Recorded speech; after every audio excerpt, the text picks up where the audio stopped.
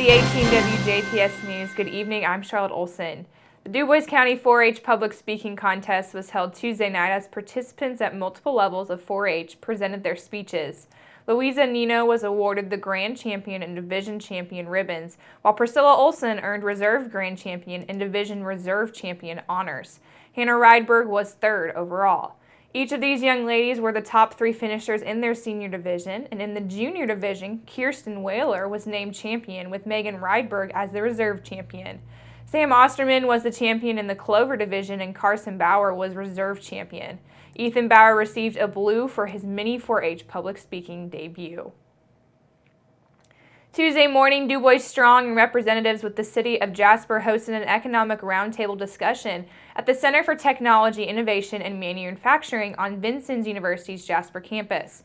This was a question-driven discussion involving 4 panelists, including Matt Eckerly of Umbaugh and Associates, Richard Starkley of Barnes and Thornburg, Susan Vaughn of the Indiana Economic Development Corporation, and also included Patrick Connor, a research manager for Purdue University, who also explained the potential for development in the area. Eckerly spoke about property tax amendments and how they can serve as a flexible tool to target specific industries and developments to create growth. He also noted that each community varies in criteria needed to be granted an attainment, such as employment referral and various categories such as employee benefits and also payroll, among others. Among these others are investment amounts, the nature of the investment, and community benefits, among other criteria.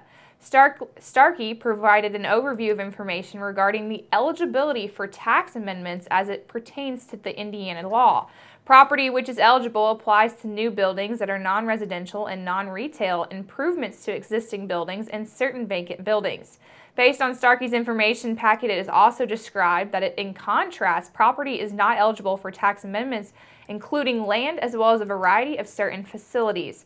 Regarding the usage of vacant buildings, Susan Vaughn elaborates on the City of Jasper's involvement with the Industrial Recovery Tax Credit, known as the Dino Tax Credit. Actually, Jasper's one of the great users of Dino credits in the last year. There's 3 projects. The first one was $3.5 million that's going to the Jasper Cultural Arts Center at Hoosier Desk, I believe. And of course, that's subject to the referendum in November. But it is going forward as far as I understand. And then there's 2 housing projects. We all know that housing is desperately needed in Jasper. The credits encourage companies to invest in former industrial facilities requiring significant rehabilitation or remodeling expenses, such as the former Hoosier Desk building. The other 2 projects she referred to were housing projects, and one of which includes the former Jofco plant, which plans to be used as an affordable housing and Jasper wood product manufacturing facility that is in the planning stages of being utilized as affordable senior housing that will include about 130 to 140 housing units. The total investment comes to $5 million and $3.5 million for the Jasper Cultural Center and over $1.4 million for the housing projects collectively. Connor provided insight on the significance of the infrastructure and pertaining to the way the flow of the economic growth. It's important to keep roads open from an economic significance portion and also from a safety portion. If a road is restricted, ambulances or fire trucks just may not be able to get across to attend emergency, but also just to keep business flowing, goods coming out, people coming in. So those are important roles. And also, I mean, maybe it's a tourism aspect, people coming into a community for a festival or to go to a park or something and keeping the economic development going. The discussion tied into 2 topics from other panelists as they talked about procedures as far as establishing projects regarding vacant buildings and if projects such as the Jasper Cultural Center would become a reality. Investments on the roads were also important to allow easier access to the newly developed facilities for investment into the city's overall growth.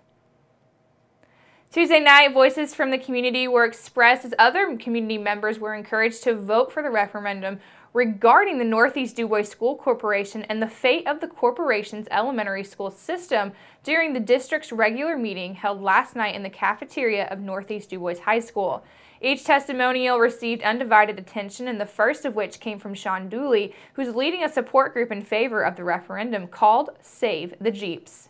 Our group came about, there was a group of concerned citizens, mostly parents, that got together a couple months ago It came to light that the Teachers Association was wanting to donate some money to the cause, and they needed an official political action committee to accept the donation. So it was kind of whoever wants to be in charge of this, take a step forward. And I was too slow in taking a step back like everyone else, so that's how my position came to be. Dooley was followed by his 8-year-old son Adam, who also provided his input on the matter at hand. Adam is one of 4 children who attend Northeast Dubois Elementary Schools from preschool through grade 4. Sean Dooley says his wife Angie and his children are actively encouraging the community to take action and to vote towards this referendum. Dooley declares that he believes that having a school is the heart and soul of a community. Superintendent Bill Hoaxang shares the initial reaction he had after hearing the community's testimonials. Well, it was just simply incredible to see the show of support and the community come out for this. I mean, we had 250 people here tonight for a board meeting, and we let the people know that we were going to make a decision about moving forward with the referendum. Just the people that got up and spoke tonight, and just the pride that they had in our schools and our community, it was just overwhelming. It was simply overwhelming. Hoaxang says that he and the board want the best for the students, and of the purpose of Tuesday's meeting was also to inform the public about the impact that everyone can make by taking part in the vote. The board approved a resolution read by Hoaxang to the public. Also, Northeast Dubois High School seniors Aubrey Canese and Kennedy Nycom reflect on their reasons for supporting the referendum as well. It's very important to me because I want my future kids to be able to attend this school. My previous family members have gone here for several generations, and I want my future children to. And I love the small school. We've both grown up here, and it's impacted us very much so. The small community, we're all so close. All of the schools that we've gone to, they're a big part of our lives, and I don't think we'd be the same if we hadn't gone to Northeast Dubois. For more information, you can visit Facebook page at Save the Jeeps, which is used to keep the community informed in regards to the Northeast Dubois referendum.